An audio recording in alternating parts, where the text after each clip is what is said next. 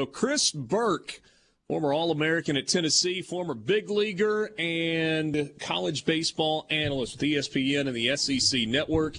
He was on the call for the National Championship Series. Ole Miss winning in 2 games over the Oklahoma Sooners to claim their first national championship. Burke, thanks for some time, man. What did you think this weekend? What did I think? Wow.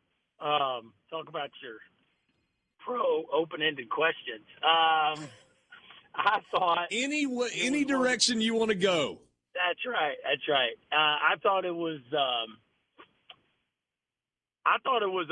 dominant performance. You know, I think my lasting impression was a couple things. Number one, I'm just so happy for Coach Bianco and Coach Lafferty and Coach Clement. Like, those guys have put their heart and soul into that program.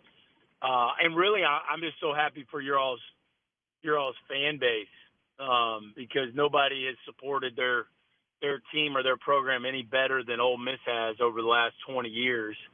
And, you know, for being honest, nobody's had their hearts broken anymore, right? So yeah. I've always had a soft spot for the Ole Miss fan base, just because, man, I love going down there so much. I love the Swayze experience and everything about Ole Miss baseball. So I just was really, really happy for you all, the program, the coaches. But, you know, I think I said it at the end of the broadcast before we went off air, like, there was nothing fluky about what just happened. Like, people will think about it in the terms of last team in, last team out, but, like, it was dominant, really from the moment they stepped on the field in Coral Gables. So just really happy for the program and everybody involved, and just really impressed with the team and how well they played. So we've talked about this a little bit, kind of leading into the postseason, that a lot of times the team that wins the national championship is the team that gets hot, that's playing its best baseball at the end of the year. And that sounds good and well when you put it into a little bit of a soundbite on the radio, but you've played this game at the highest level. Burke, what goes into actually pulling that off? Because saying being hot and playing well at the end of the year is one thing, but actually doing that and kind of all the stuff that has to happen to pull that off, what goes into that? Well, I think there's a few things. I think one of them is, and it felt like Ole Miss certainly had this mantra, which is, like, you just have to beat the team in front of you. You know, everybody's on an even playing field once you're in the tournament. And then you just had to beat the team in front of you. And tomorrow you got to wake up the next day and do it again.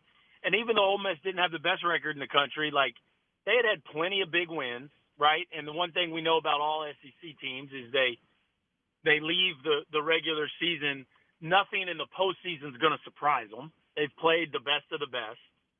And so you just have to win the game in front of you and just really keep that kind of narrow lens about your process. Now, that being said, you got to pitch well.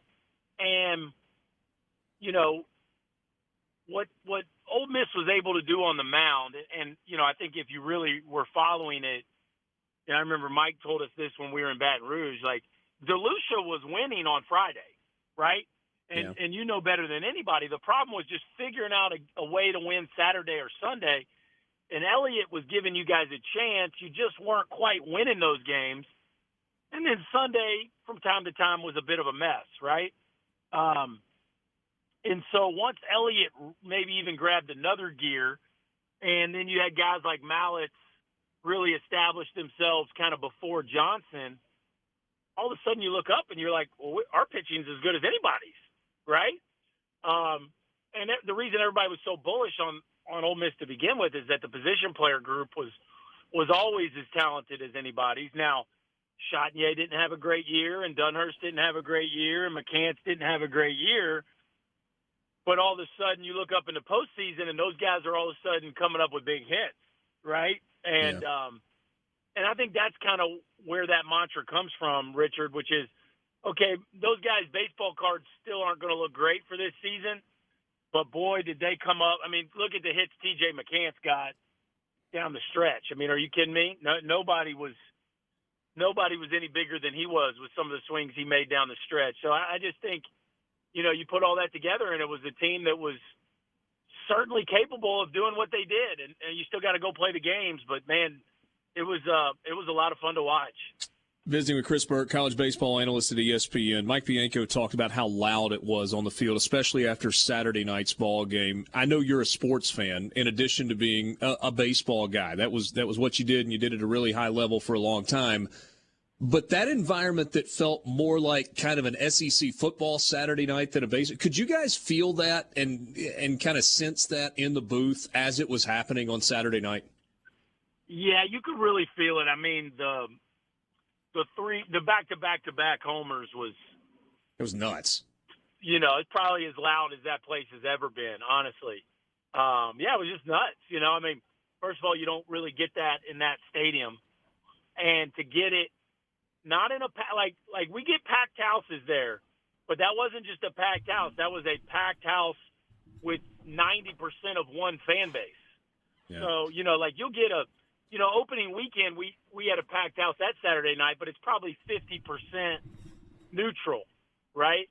Well, all of a sudden you get in the finals, especially you get in the finals against an SEC West school, and it's not neutral anymore. And so that I think you put all that together, and yeah, I think it was as loud as that place had ever been.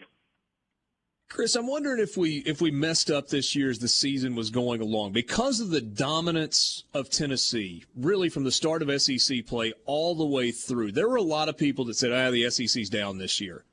I'm wondering if maybe the SEC was better across the board and just kind of beat up on each other through the course of 30 games, knowing that Tennessee was different than everybody else. And then when we got to the postseason, it kind of showed that, the league was still pretty darn good. Well, I answered this question a lot throughout the season, and I think it's one of those two things can be true. I think the league was down on the mound, especially relative to its standards. Yeah, that's fair. If you look at this upcoming draft, it's not the first rounders that the league is used to producing. Now, you look in that tournament, and Dylan DeLucia looked like he pitched as good as any first-rounder could ever pitch, right? And you look at Mallets and Johnson, the way those guys come in the ballgame, those are elite arms. Now, they didn't have elite numbers throughout the course of the year, but those are world-class arms that Ole Miss was running out there.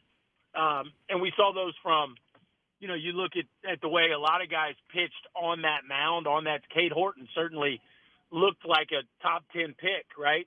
But back to the SEC, I do think the SEC was down on the mound, and I do think Tennessee was abnormally good. And so it was easy to think maybe the SEC wasn't as dominant. But look, Richard, I'm just kind of displaced, and I don't care what anybody says. This is my unbiased opinion of where college baseball is.